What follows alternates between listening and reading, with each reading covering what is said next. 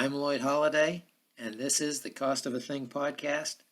Thanks for listening in today. The cost of a thing is the amount of time that you must spend working to buy the things that you want and need. And that directly determines your standard of living. And why am I doing this, talking about our standard of living? Because I've been there when it was better than it is now. I've seen how it was in the 1960s and 70s, and it was better in general for more people. And I don't see the government talking about this, trying to improve the standard of living. I don't see the media talking about this. It's either ignored or it's forgotten, and it may be purposely ignored. So that's why I want to bring these things out. I want to bring attention to the fact that our standard of living has gone down and is going down. And that's what I'm going to talk about right here on the Cost of a Thing podcasts. Okay, this is podcast number 22. And today I'm going to be doing another one of my top 10 super ripoffs that have been lowering our standard of living over the last 50 years. And this is super ripoff number 10 on that list, the stock market super ripoff. And I should say the rigged stock market super ripoff. Yes, the stock market is in a super bubble, and this is well known and well talked about out there on the financial channels. And many people think this, and it is true. The stock market is in a super bubble and probably has been for many years or a couple of decades now. And let me get this out there right up front here. I'm not against stock markets. I'm not against capitalism. A stock market that is priced based on the real economy, based on the real wages of people in that economy, is a good thing. But the stock market we have today is not that kind of stock market. It's not a real stock market that's based on real prices and real price discovery. There is no price discovery in this stock market. Our stock market today is rigged and it's manipulated. Today's stock market is a fake stock market. Okay, so it's a rigged and manipulated stock market. Well, let's talk about who is rigging it, who's manipulating it. Well, the quick answer is the United States government is rigging the stock market. And when the government's involved in setting the prices of assets and especially private stock prices, that's socialism. It's no longer capitalism. Well, now I'm going to talk about how does the government rig the stock market and manipulate its prices higher. So let's look at some of the ways that the government is rigging the stock market. You see the chart there up on the screen. We'll just go down the list. Number one, the Federal Reserve and the foreign central banks. They do many things. You can see there, very low interest rates. That stimulates people to borrow money to buy stocks, and it forces people from savings accounts into the stock market to get more return. So that's a big one there. They do that. They've had that low. You see the rates have been ultra low really for 10 years now. Then if they really want to pump up the stock market, they'll do quantitative easing, QE they call it. They did QE1, QE2, QE3.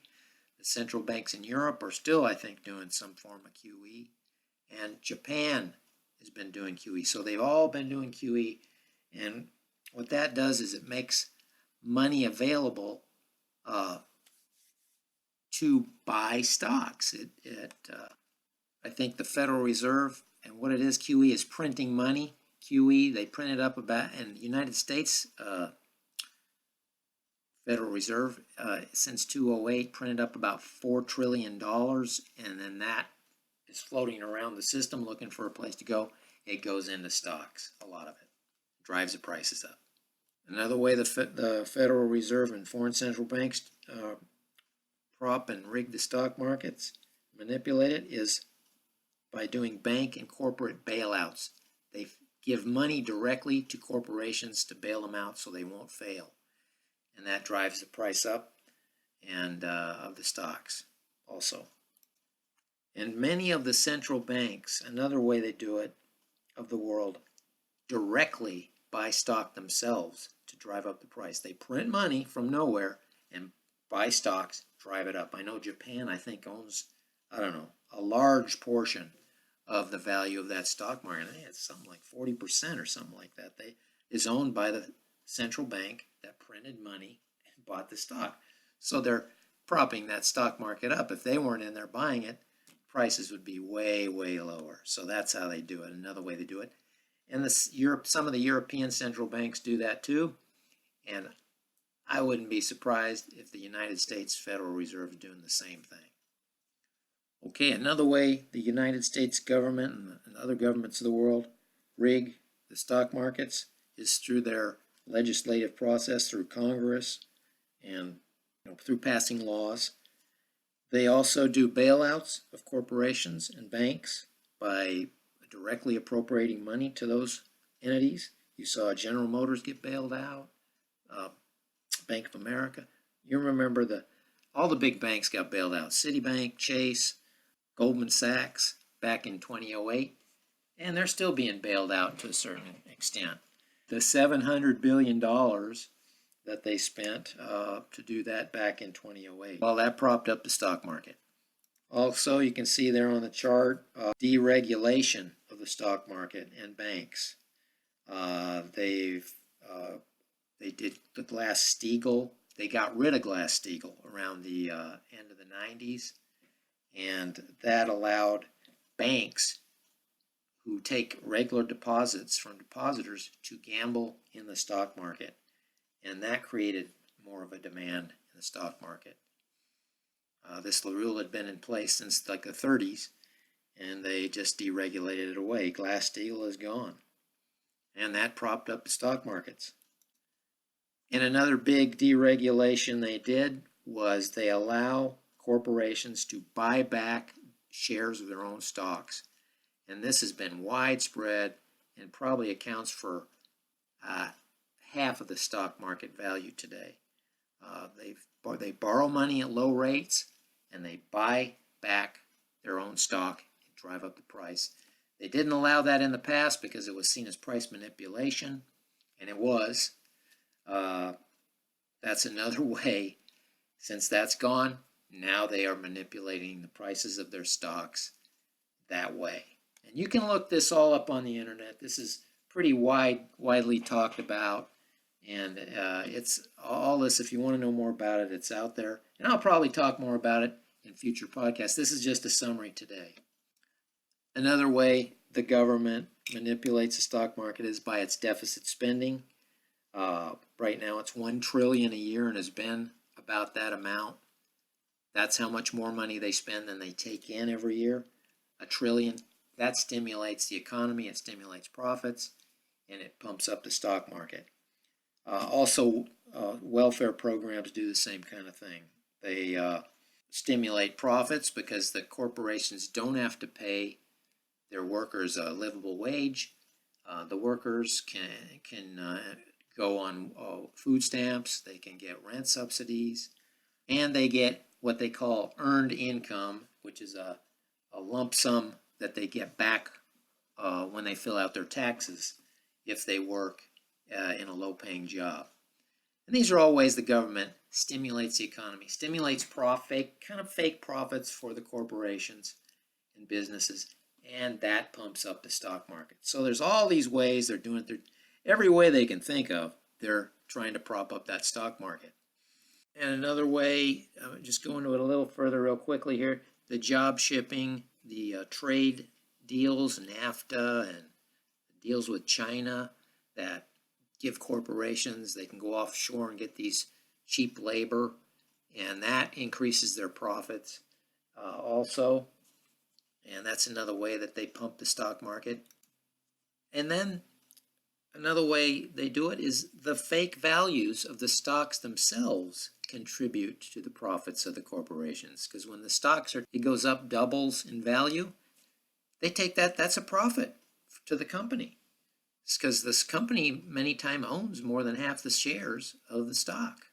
So the banks make money that way, and the other corporations. So they want to keep that stock market going up so they can keep those higher profits going, and that in turn keeps the stock market higher. Okay, now I'm going to look at who benefits the most from a rigged stock market. From a stock market that's rigged to be much higher than its real price. And my estimate today is it's probably 4 or 5 times its real value. The Dow and the NASDAQ and these other indexes are probably 4 to 5 times their real value if all this manipulation was not there. Well, it's pretty easy to see who's benefiting. It's the corporations themselves and the stock, quote, investors, who are mainly the bankers and the other very wealthy people. I think something like 80+% of the stocks are owned by the top 10% or higher in incomes. So yeah, those people are very wealthy, and they benefit greatly when their stock goes up because they own a lot of it.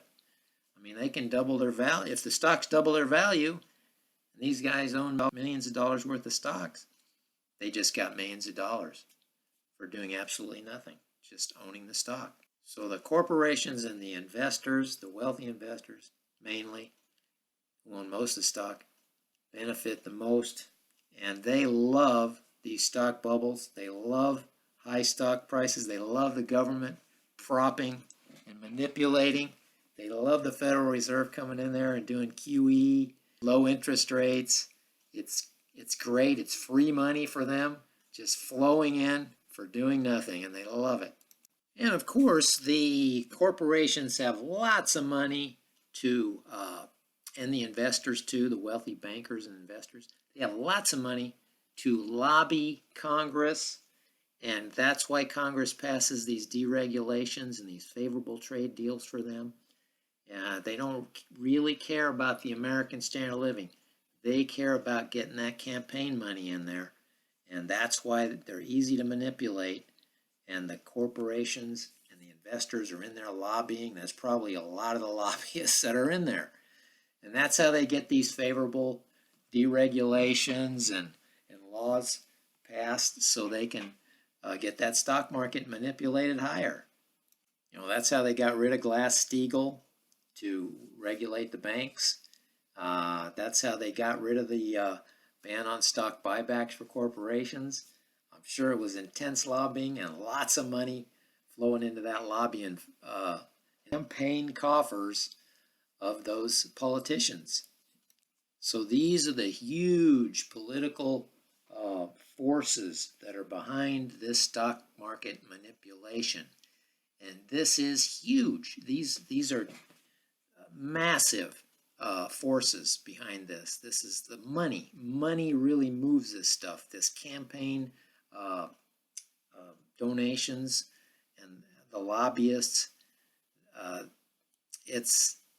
And really what it is, in one word, it's corruption.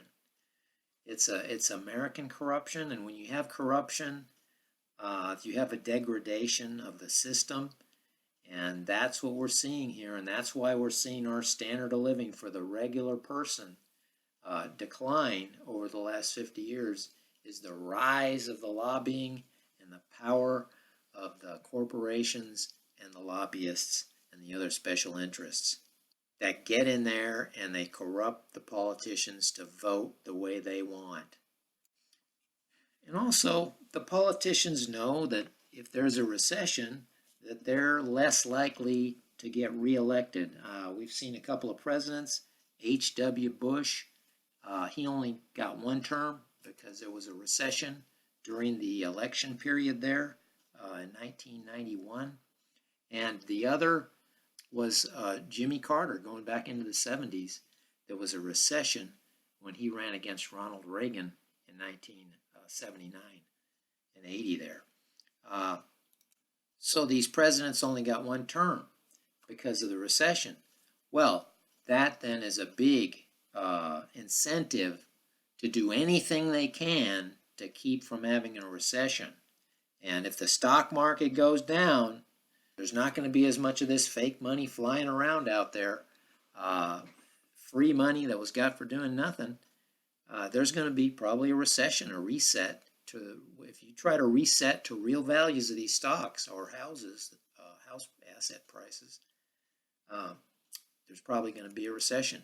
And they know that, so they do anything they can to keep this thing rolling, to keep that stock market pumped higher and higher and higher, even though it's really not worth that much. Really, as far as the government's concerned, then they never want to see the stock market go down significantly.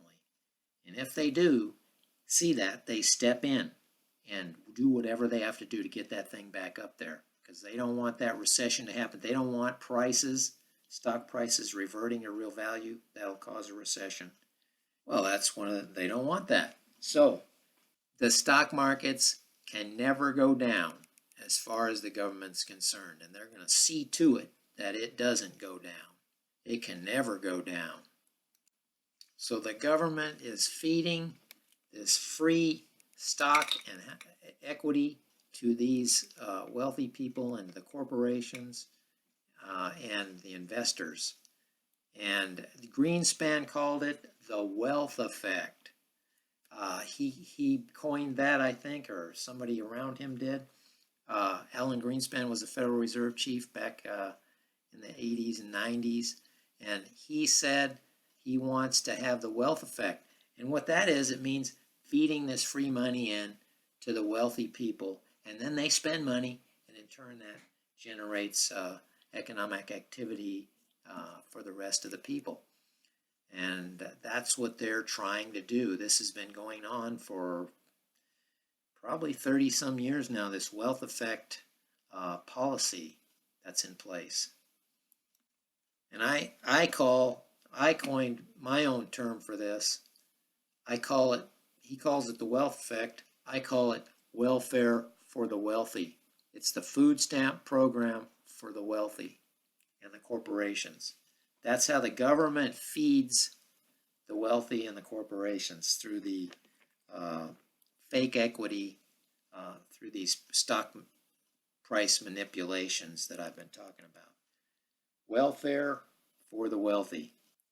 And look, I just want to say here, I have nothing against the wealthy, and I think some people should be wealthy if they really work hard and they come up with something that's great and they really make lives better.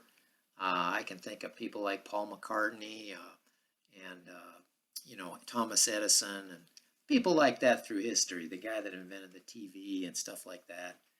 Certainly people should be wealthy, but not for doing nothing, not for just waiting for the government to manipulate the price of their stocks higher. They should have to do something. They should have to start a business, invent something. That's how a business that really produces something that people need or want. That's how people should get wealthy, not by fake stock equity gains. Okay, I'm winding this down, and how does this fake equity and the stock market propping harm the economy and lower our standard of living? That's what I'm going to talk about here at the end here. And it's very similar to the house price bubble. The free money that comes from the equity gains when the prices of houses double, then all this free money is available and it goes out there and spends into the economy. Well, that's the same thing when stocks double. There's trillions of free money that was never worked for. Nothing was produced for that money when the government is manipulating the stocks higher. And it's out there floating around, and it drives those prices of everything higher, of houses especially, real estate. It goes into real estate. It goes into everything you can think of, paintings, other investments. That's why you see these expensive $100 million paintings being sold out there by some of these companies. the old masters. And a lot of cars, you'll see a car sell for like $5 million, some, 65 Mustang or some goofy car like that that's really not worth much.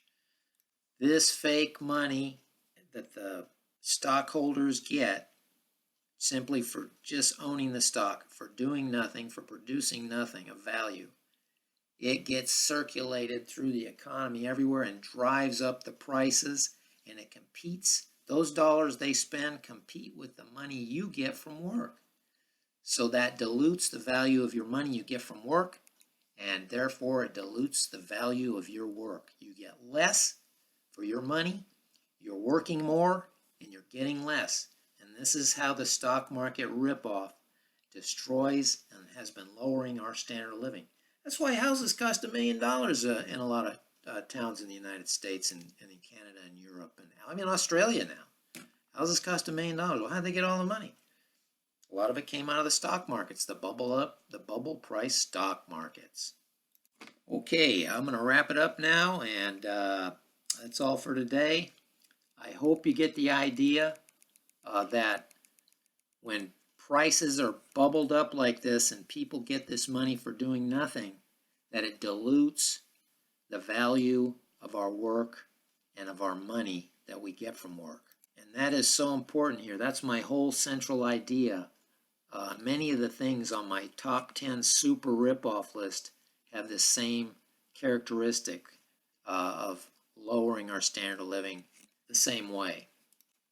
When money is gained, there should have to be some kind of a product or service associated with that.